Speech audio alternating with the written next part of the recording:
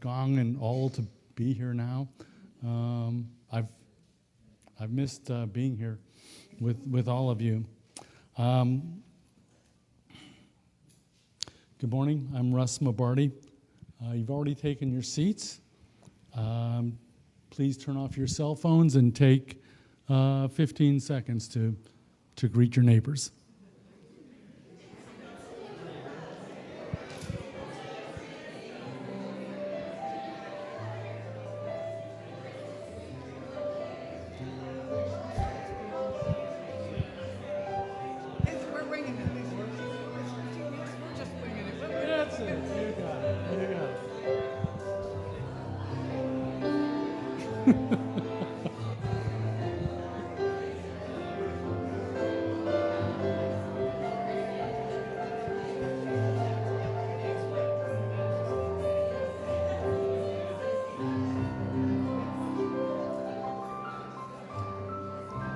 Okay, welcome to the Golden Gate Center for Spiritual Living.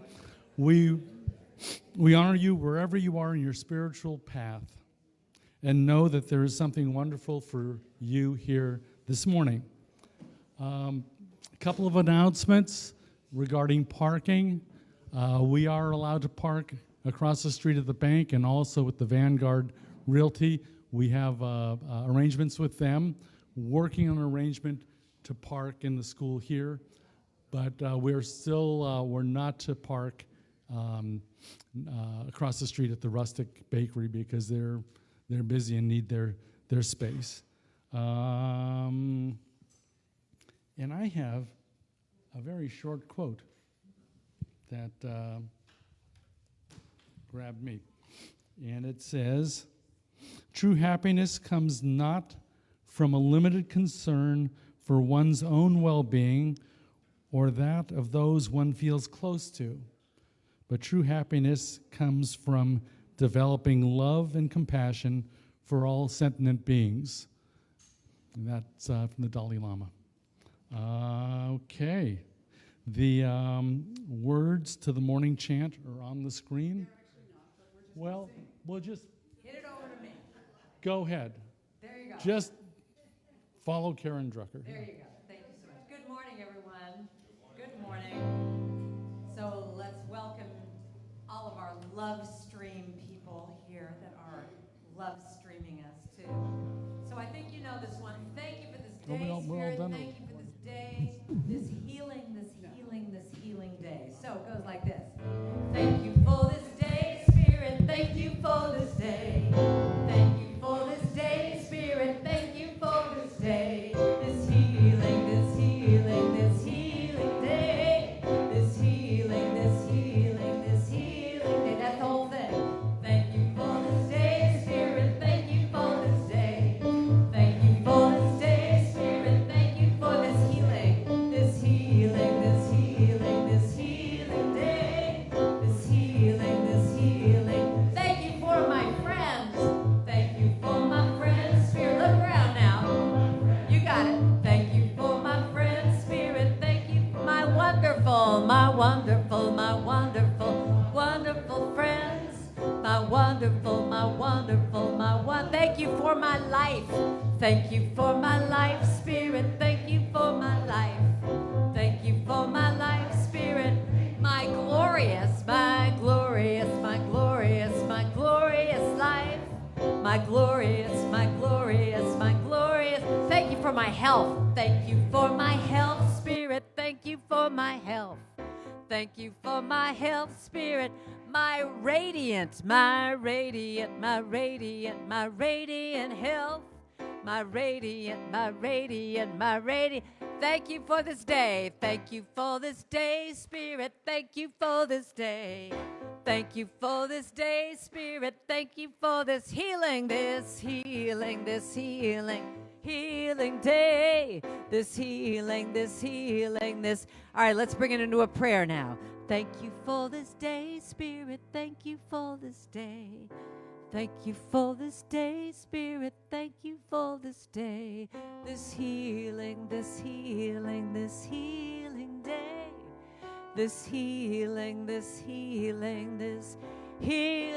day. Thank you, Spirit. All right, you can sit down. Good job singing. This is where you're supposed to greet each other. Stand up. Well, you greeted before. Let's greet again. Come on, you got to slide.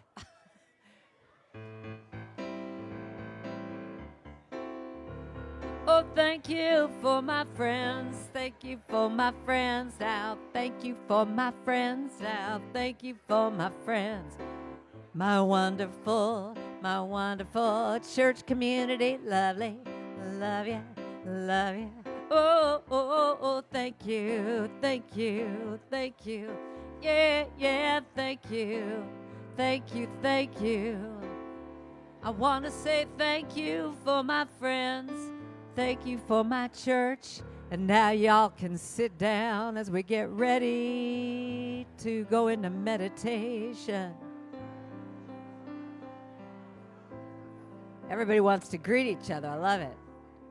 Sit on down, sit on down, sit on down now.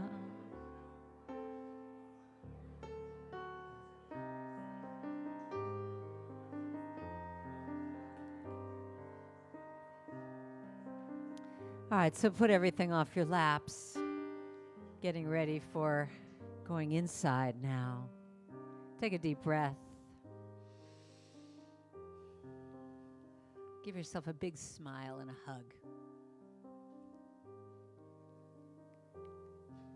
Because the truth is, you are the heart, you are the hands,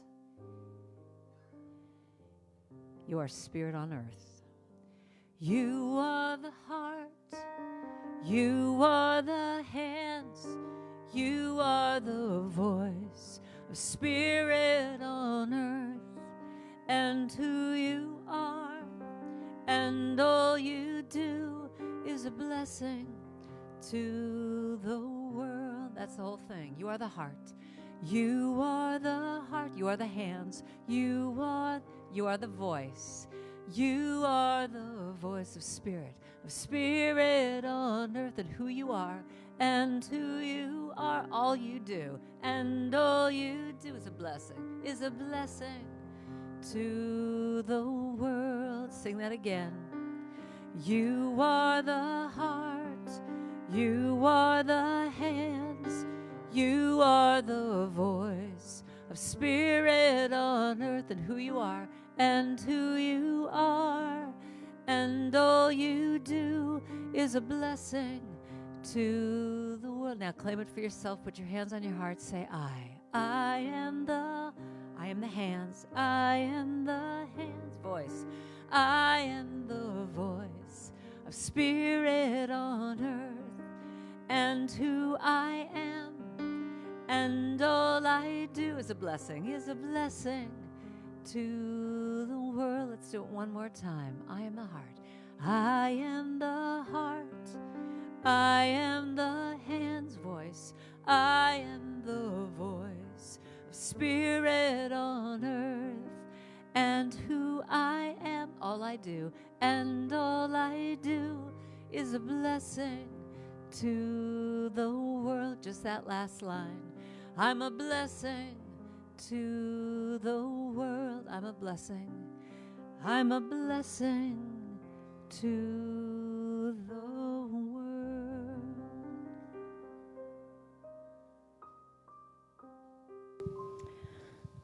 Yes, indeed. I am a blessing to the world, because there is only one life. There is only one thing that is happening in all time and space, in every experience, in every person, in every place and every situation, every relationship. Only one thing, and it's God. God is bringing forth itself through each one, through me. God expressing, I am the heart, I am the hands, I am the voice of God as it expresses through me as my unique, individualized self. And what is true for me is true for every other person here and every person on the planet. Each one of us a unique, individualized expression bringing forth our unique gifts. All of the various expressions, all of the ways that God shows up. And it is not for me to judge, it is just for me to observe and to experience God in all of the ways, in the ways that are different from my own thinking, in the ways that are different from my own expectations or the way that I think that life should look. It doesn't matter because it's all God. And so as I know this truth, and as I know that the power and the presence and the infinite intelligence, the divine wisdom of God is expressing through me because I'm a part of God, I know that everything I do is blessed. Every part of my journey is holy. Holy ground I walk on every single day as I make my way in this world. And I know that this is true again for each one. For each one of us is a divine, unique expression of God, and we are just living in our authentic place. And so I claim and accept and know for us that we align in consciousness with that power. We align with that presence that knows only good and more good is seeking expression through us. There is only more good being revealed. So I claim and accept that we recognize God in all of it, and that we take each thing and we turn it into the greater yet to be. And so claiming this for myself and for each one, I give thanks for knowing that the bounty, the abundance, the beauty, the joy, the connection, the love, the prosperity, the overflowing good that God wants is right here and right now. And so I claim it and I give thanks for knowing that this word, delivered unto the law, has power. And so I let it go and I let God do God's work, and I simply step aside and allow it to just flow through me, through my life, and through all of life. And so it is. I am the heart, I am the hands, I am the voice, spirit on earth, and who I am, and all I do is a blessing to the world. Actually, let's do this one time. Put your hands up and say we to everybody. We are the heart. Look around. We are the hands. We are the voice. We are the voice of spirit. Spirit on earth, and who we are, and who we are, all we do, and all we do is a blessing to the world. We're a blessing. We're a blessing to the world. Last time. We're a blessing to the world.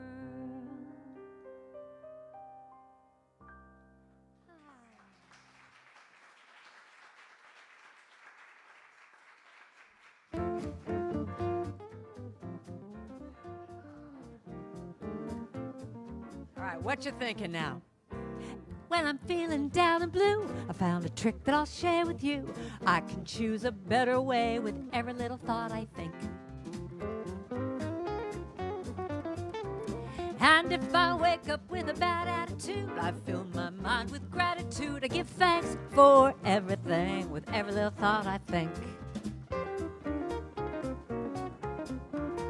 And I can choose to be happy, I can choose to be free.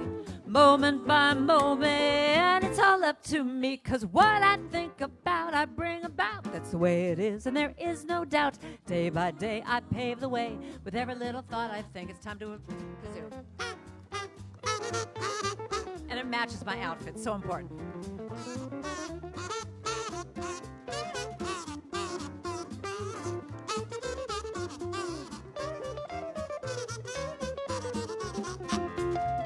What you thinking? What you thinking? Thank you. What you thinking? What you thinking?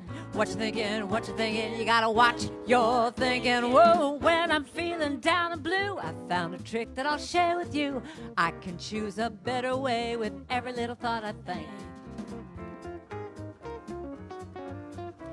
And if I wake up with a bad attitude, I just fill my mind with gratitude. I give thanks for everything with every little thought I think. And I can choose to be happy, choose to be free, moment by moment. It's all up to me, 'cause what I think about, I bring about. That's the way it is, and there is no doubt. Day by day, I pave the way with every little thought I think. Day by day, I pave the way with every little thought I think.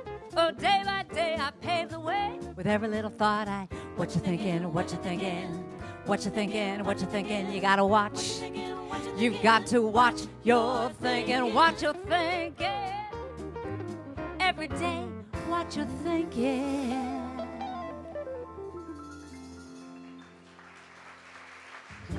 Thank you, thank you. Thank you so much. Thank you.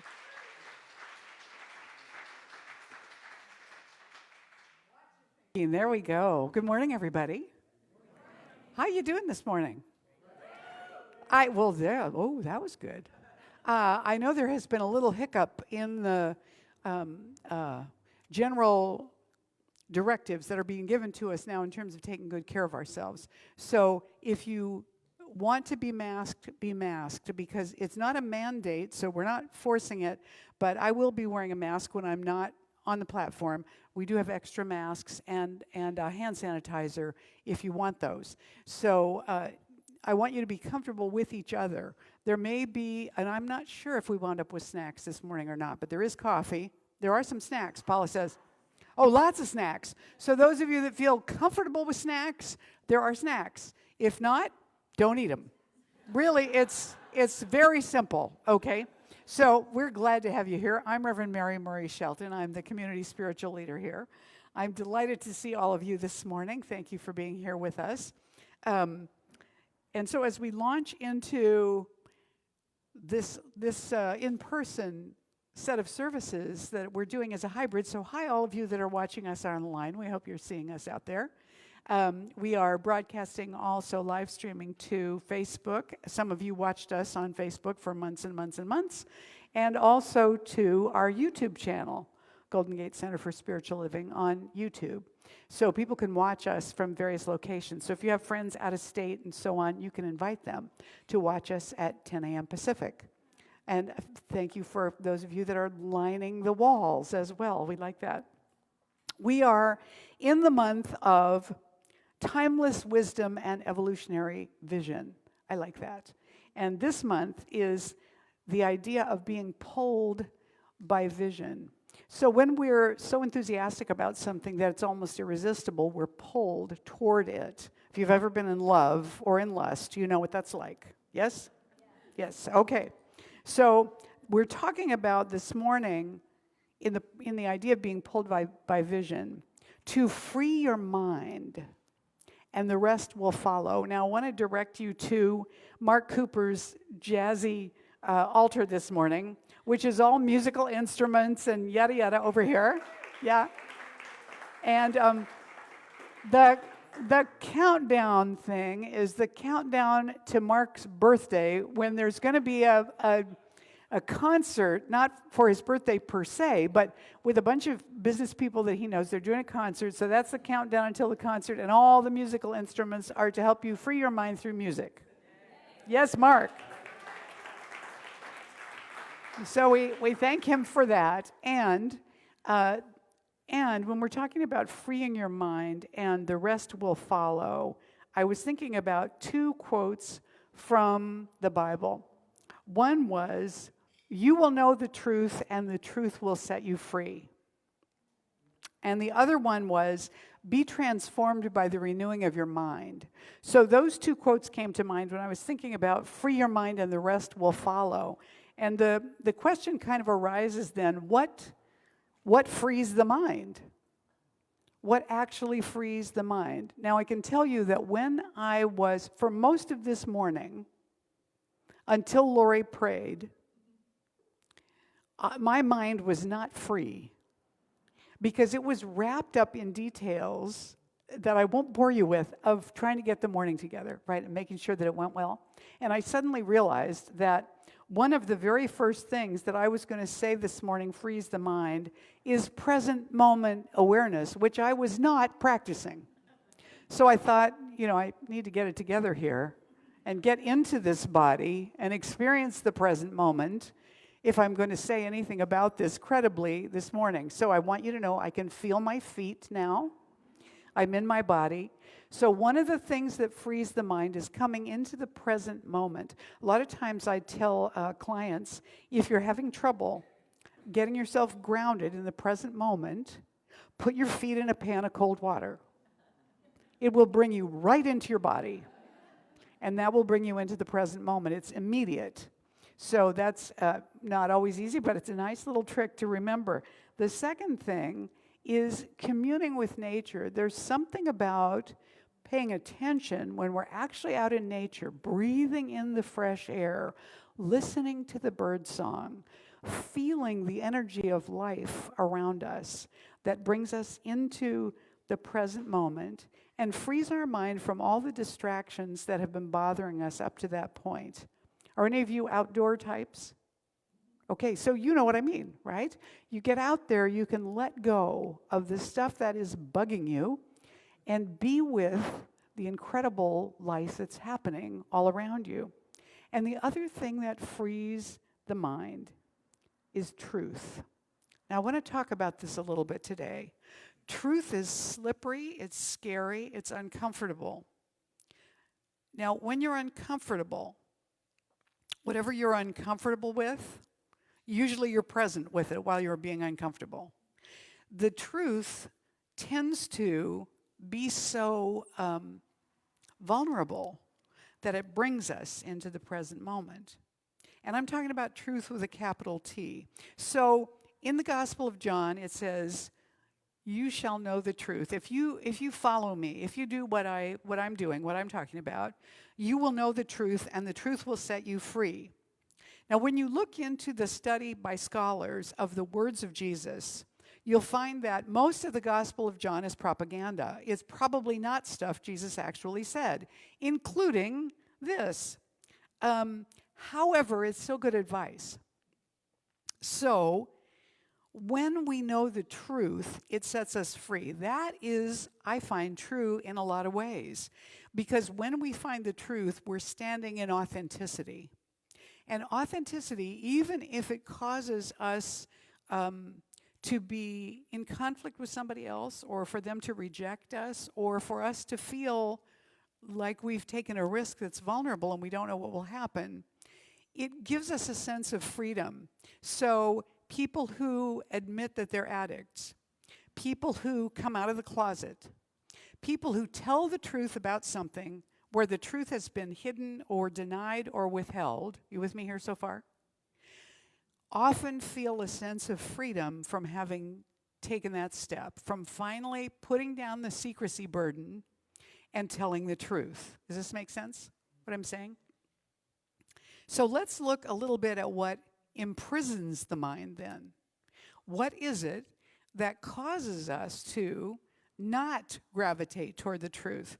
So some of the things that hold us in that imprisoned place are fear, worry, overwhelm, and not having any downtime. When our lives are so full that we have no rest, we have no breaks, we have no time for self-reflection or nature or socializing or enjoyment, we get into a squirrel cage that is repetitious and obsessive, and we feel trapped. Now, can any of you relate to that? Any of you gone through burnout? Okay, this is what it feels like. It feels trapped. It feels imprisoned. And so stepping out of that prison is hugely valuable, but there is a price to freedom. You know, you'll sometimes hear politicians say freedom isn't free. Well, we understand that that's true. Democratic freedom is not free. It's always something that can be dug up at some point. And so we have to keep reinforcing it and reclaiming it. But for ourselves personally, there is a price to freedom, and the price is telling the truth.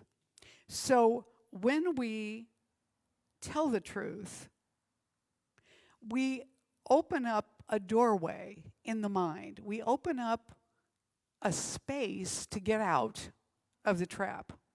And it will probably, or could, change our lives completely forever. And I think that's one of the reasons that we don't want to do it, because we're afraid of what that result will be of telling that truth. What if I tell this big secret and my family rejects me? What if I tell the truth about who I am and my friends don't accept me anymore? My son's best friend came out in the last 2 years as transgender. That had to have been a very scary move to make, even though that circle of friends is extremely loving and tolerant. And my son said, everything makes sense to me now. That makes so much more sense. And from the moment that truth was claimed, my son began to refer to his best friend by her correct name. And it was so inspiring, really, to watch him do that. Not that I wouldn't have expected that of him. I mean, he grew up in religious science. He knows what it's about. But it was very close, you know. That was his best friend. Made total sense to him. Never missed a beat. And yet, I think still for the words to come out on the part of the person who is claiming that truth for themselves, it's still scary. One of my best friends in college, when he came out to me to tell me that he was gay, when he finally said the words to me, I said, well, I know that. And he said, well, why did you make me go through all this before I told you? I said, I don't know, I guess I thought you needed to get there, you know. But it never fazed me. It wasn't a surprise to me. So I think that sometimes when we come to that place where we speak a truth that has been scary for us, we find that other people already knew, or they're not surprised, or it makes sense to them. Does this make sense what I'm saying? And so when we come into that moment of allowing our minds to be transformed, we begin to then actually feel really and truly free. Sometimes it's our attitudes and our beliefs and our thoughts that keep us stuck in that old belief. How many of you have heard of Nasruddin? Nasruddin is the being of crazy wisdom who shows up as the key character in a lot of Sufi stories or Buddhist stories or Hindu stories. He's kind of trans-denominational, Nasruddin. So Nasruddin, the smuggler, was leading a donkey with bundles of straw on its back, and when he came to the border, an inspector spotted him and stopped him. He said, halt, wait, what's your business here? And Nasruddin said, I'm an honest smuggler. And the inspector said, oh, really? Well, let me search those straw bundles. If I find something in them, you are required to pay a border fee. So Nasruddin said, do as you wish, but you will not find anything in those bundles. And so the inspector searched intensively, took everything apart.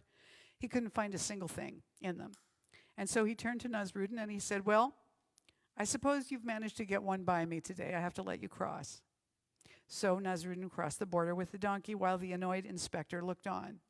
And the very next day, Nasruddin was back with bundles of straw on the back of the donkey. And the inspector saw him coming and thought, okay, I'm going to get him this time. And so he checked the bundles even more thoroughly than before.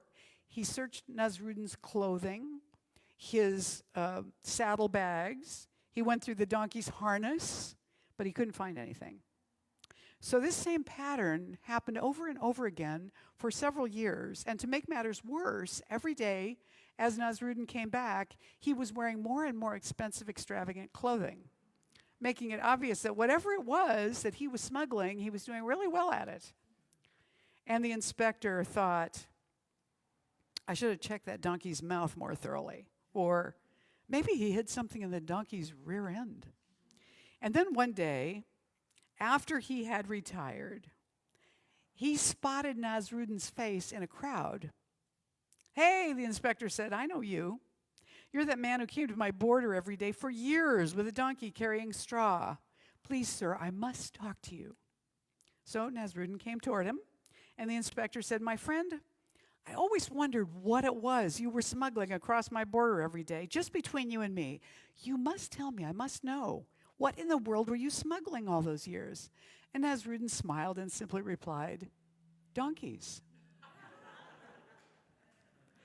You will know the truth, and the truth will set you free.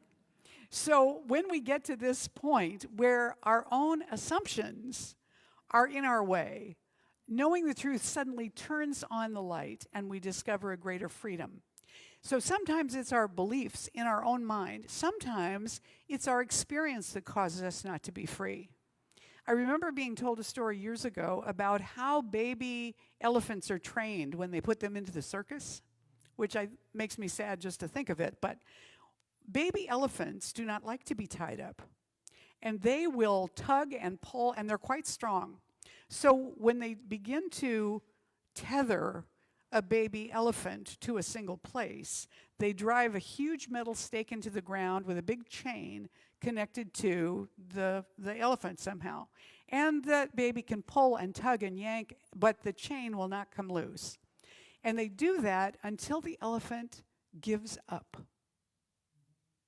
And that is why you can see huge elephants that are connected to circuses tied with little tiny cords, because the elephant has given up. The elephant believes that there is no use in trying, and so it does not try to get free anymore. That's also a kind of belief. It's based on experience, but it's experience that's no longer relevant. Does that make sense? How many times do we carry an assumption we made from the past that continues to limit us in the present when it's not even valid any longer? But because we've never tested it or questioned it, we don't know that. We haven't figured it out. So instead, let's get free. So what do we do to get free?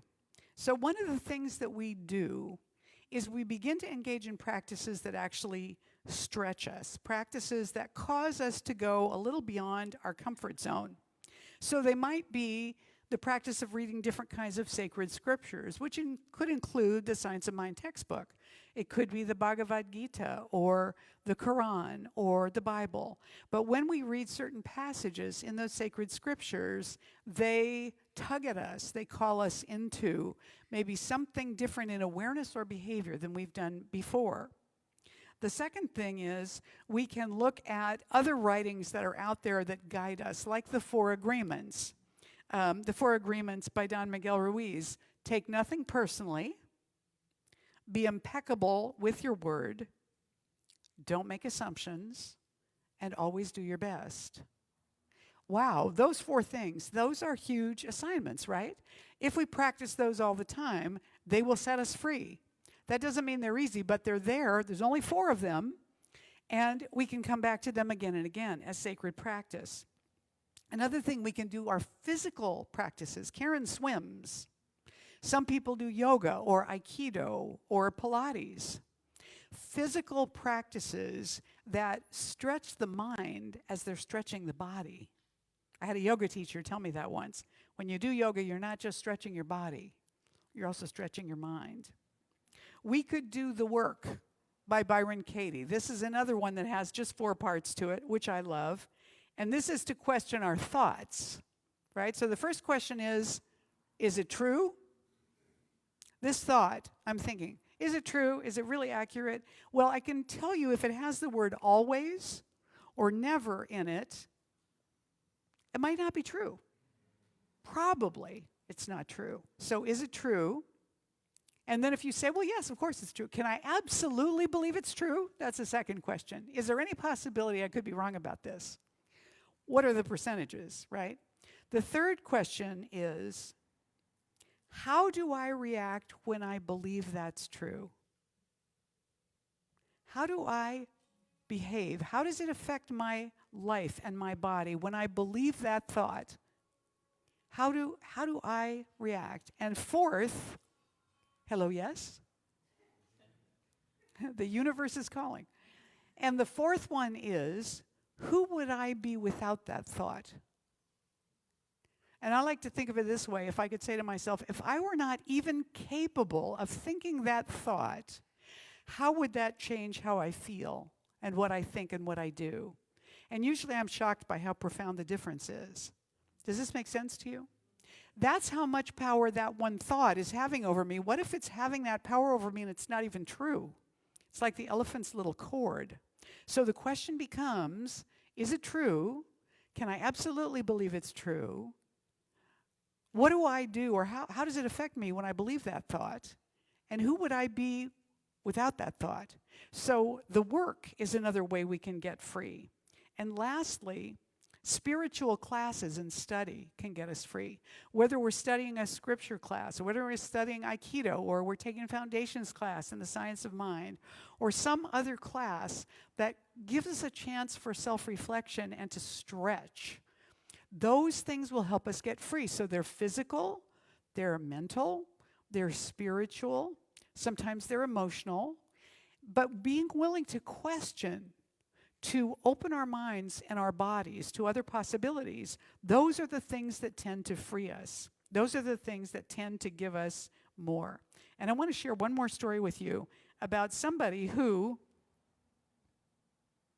well, to go back to St. Paul's quote, this really is from St. Paul, his letter to the Romans, do not conform to the pattern of this world, but be transformed by the renewing of your mind, that you will be able to test and approve what God's will is, his good, pleasing, and perfect will. Now that's different than some of the other translations of it. This is the New International Version.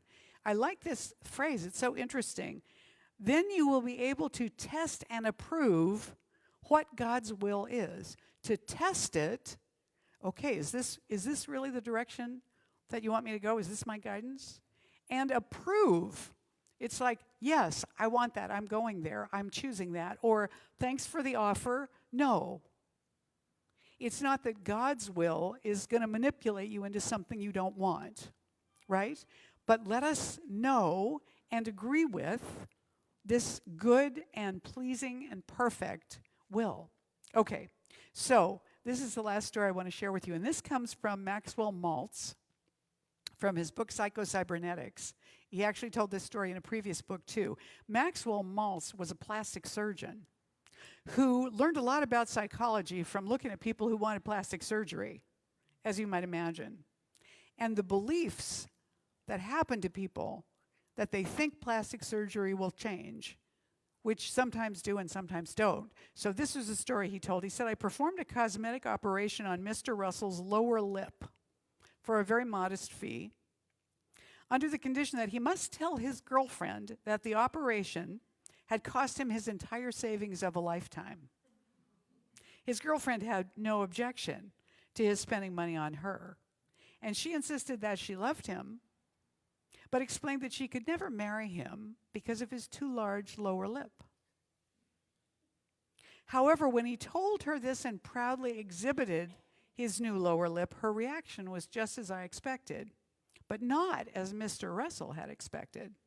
She became hysterically angry, called him a fool for having spent all his money, and advised him in no uncertain terms that she had never loved him and never would, and that she had merely played him for a sucker as long as he had the money to spend on her.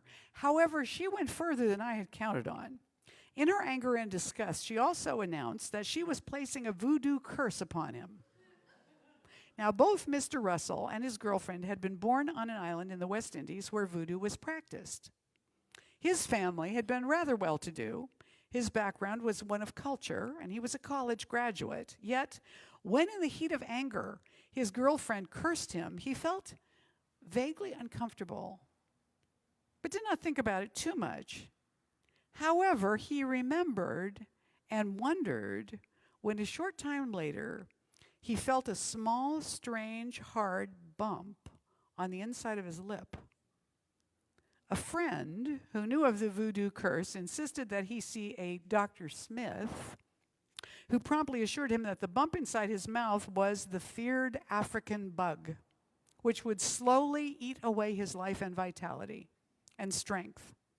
Mr. Russell began to worry and look for signs of waning strength, and he was not long in finding them. He lost his appetite. He lost his ability to sleep. I learned all this from Mr. Russell when he returned to my office several weeks after I had dismissed him. My nurse didn't even recognize him, and no wonder. The Mr. Russell who had first called upon me had been a very impressive individual, slightly too large lip and all. He stood about 6'4", a large man with the physique of an athlete and the bearing and manner that bespoke an inner dignity and gave him a magnetic personality. The very pores of his skin seemed to exude an animal-like vitality. The Mr. Russell who now sat across the desk from me had aged 20 years. His hands shook with the tremor of age. His eyes and cheeks were sunken. He had lost perhaps 30 pounds. The changes in his appearance were all characteristic of the process which medical science, for want of a better name, often calls aging. After a quick examination of his mouth, I assured Mr. Russell I could get rid of the African bug in less than 30 seconds, which I did. The bump which had caused all the trouble was merely a small bit of scar tissue from his operation. I removed it, held it in my hand, and showed it to him. The important thing is he saw the truth, there's that word again, and believed it. He gave a sigh of relief, and it seemed as if there was almost an immediate change in his posture and expression. Several weeks later, I received a nice letter from Mr. Russell, together with a photograph of him with his new bride. He'd gone back home, married his childhood sweetheart. The man in the picture was the first Mr. Russell. Mr. Russell had grown young again overnight. A false belief had aged him 20 years. The truth had not only set him free of fear and restored his confidence, but it actually reversed this aging process. If you could have seen Mr. Russell as I did, both before and after, you would never again entertain any doubts about the power of belief, or that an idea accepted as true from any source can be every bit as powerful as hypnosis. And so for someone who is vulnerable to a particular suggestion, the suggestion can take root and become reality in their experience to the degree that they continue to believe that. And that could be true for any of us. Ernest Holmes, our founder, said in this thing called You, my favorite of all his books, expectancy speeds progress. And so what he's saying is that when you believe that you are expecting good things, not specific things like expectation, but when you are expecting good things have a tendency to come. Because what we plant in our minds as true, as the truth, as real, has results. It has consequences. And when we choose to put our belief in a greater truth, that truth transforms us and our lives and sets us free. So we come back to the idea of freeing the mind, and the rest will follow. So I invite you to go out this morning from here with an expectancy of more good in your life. Okay? Namaste. All right?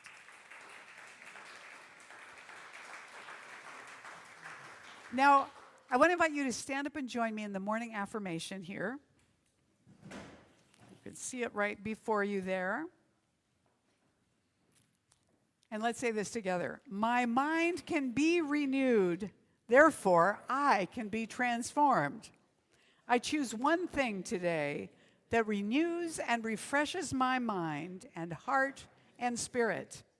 I welcome the ever-new presence of love within and around me. Now, have a seat and close your eyes with me for just a moment as we ground this message of this talk right now in prayer. Now, this is not the prayer for the practitioners around the room yet. This is just our little prayer at the end of the talk. So let's take a moment and breathe in the presence of Spirit. Get a sense that every person around you is putting out an energy, which is the energy of the divine presence as them. So there's nothing in the room that is being expressed or extending outward from us in vibration, but this wholeness that is the essence of God and the essence of who we are, that one presence manifesting in the world as us. And as we turn our attention to it in this present moment, all of us together, it becomes brighter. Each one's energy connects every other one, and the space around us is charged with truth, authenticity, life, wholeness, healing. And so we let go into that atmosphere. One worry that we have, we just lift it up out of us and let it go into this atmosphere of wholeness. And what we claim, according to the creative law right now, is that in the place of that worry, there blossoms now a sense of peace and presence.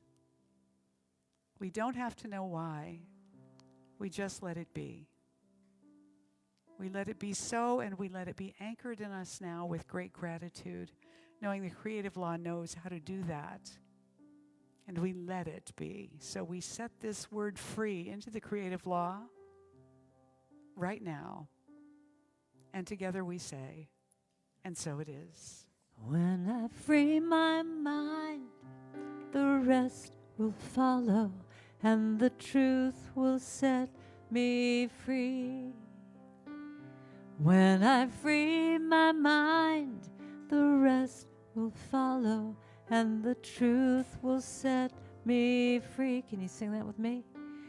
When I free my mind, the truth will follow, and the truth will set me free. When I free my mind, when I free my mind, the rest will follow, the rest will follow, and the truth will set me free. Sing it one more time.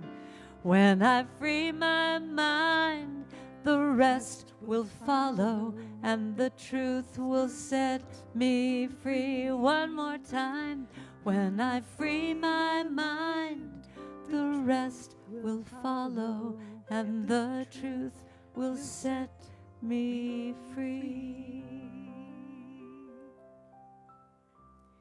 So now we're entering into our time of sacred giving. And if this is your first time here with us this morning, your presence is your gift. But we take this offering time to bring forth what we would like to put into the pool of goodness that Golden Gate Center for Spiritual Living has, not only to draw upon, but to also send out into the world in various ways.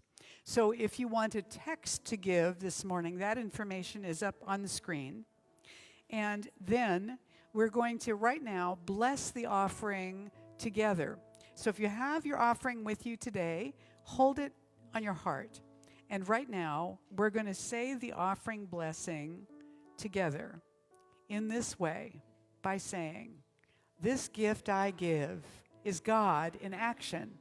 I now send it forth to bless and to prosper.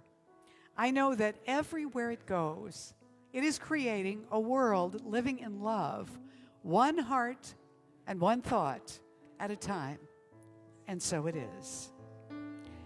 God is my source, God is my power. God gives me everything I need. So I give thanks for all my blessings. God gives me everything I need. That's the whole thing right there. God is my source. God is my power. God gives me everything I need. So I give thanks for all my blessings. God gives me everything I need. How about love? Love is my source. Love is my power. Love gives me everything I need. So I give thanks. So I give thanks for all my blessings. For all my blessings. Love gives me everything I need. Let's go back to God now. God is my source. Yeah, God is my power.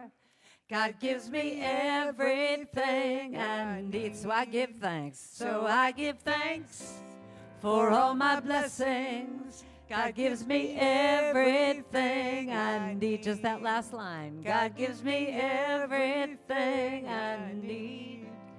God gives me everything I need. So we do, all of us, as Golden Gate Center for Spiritual Living, now accept this offering.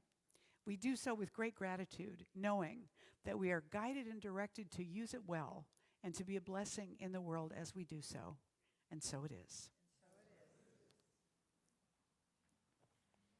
All right. So if you are with us for the very first time this morning, back in that corner where people picked up their name tags this morning, oh, I guess it's over here. There's the membership table back there. Wave the packet there. Okay, Galen has welcome packets back there for you if you are here for the first time. In them, you will find a blue card that says welcome. If you fill it out and give it to Galen, she's going to give you a little book that's our gift for you for being here today, along with the welcome package to take with you. And so we hope that you will take those and enjoy them and come back and see us often. We would love to be your spiritual home, and we hope you've enjoyed yourselves here this morning. We're glad to have you here. Come back again. I want to thank all of our dear ones who made this happen this morning. You know, as we just started back live last week, there's a certain amount of kerfuffle in the morning as we try to get everything set up and remember how to set it up, not only how we used to set it up, but how we set it up here. And so this morning, I noticed that what I had on the laptop was not the last version of the slideshow that I edited yesterday. And it was missing some stuff, and it had some mistakes in it. So if you got here and I was looking crazed back there, that's why. I was trying to fix as much of it as I could. But these folks, I want to give them a hand because they're the ones that made this all happen this morning.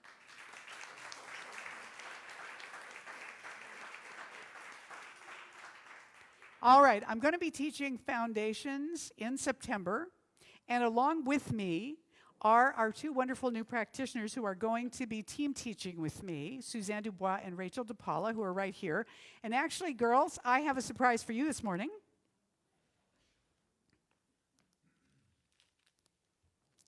I have your practitioner name tags.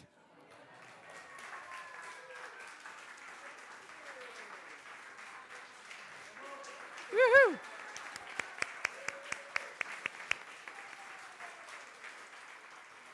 They're going to be team teaching with me. It's 10 Tuesdays in September, and 1 Saturday for about 4 hours. And we look forward to seeing you. So registration is going to start August 1st. So please take advantage of it, even if you've taken Foundations before, because this will be a lollapalooza of an experience, I guarantee it.